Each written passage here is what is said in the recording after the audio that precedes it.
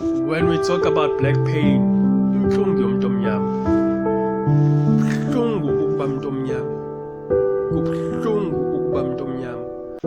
Because where you come from, the environment that you come from, it's a system that will dictate and decide for you how far can you dream, how far can your dream become a reality.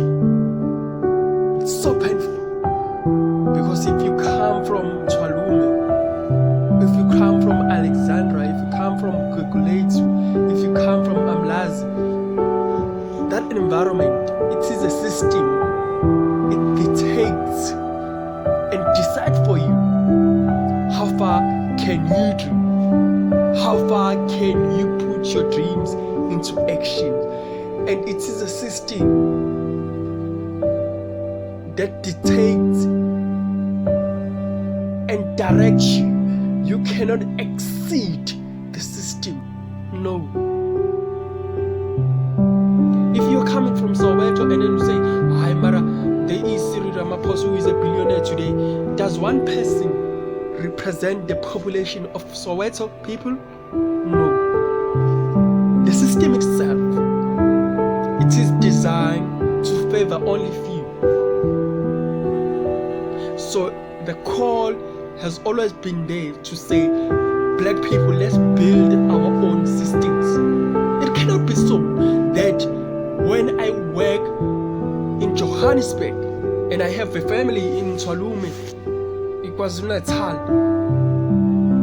whenever I get on the month and whenever I get my salary, the first thing that I think of is to send money back home.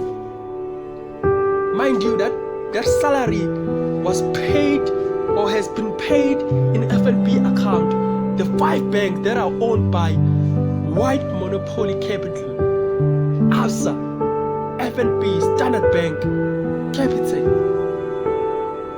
So, whenever I receive that money from FNB, the first thing that I think of is to send money back home. How do I do that?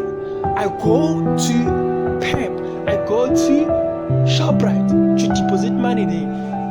And those people who are back home at Twalume, where they gonna receive that money? Where they gonna collect that money? In the same PEP. In all this system of white people, where is the system of black people? PEP is owned by who? FNB is owned by who? It is a...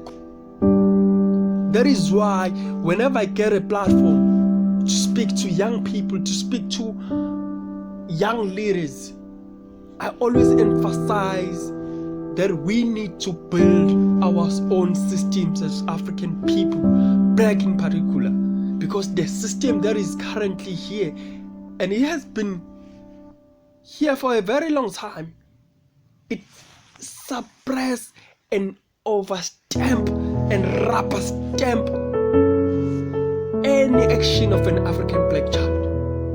It's always against us as African black people. We can only dream as far as the system of white people dictates us or decide for us.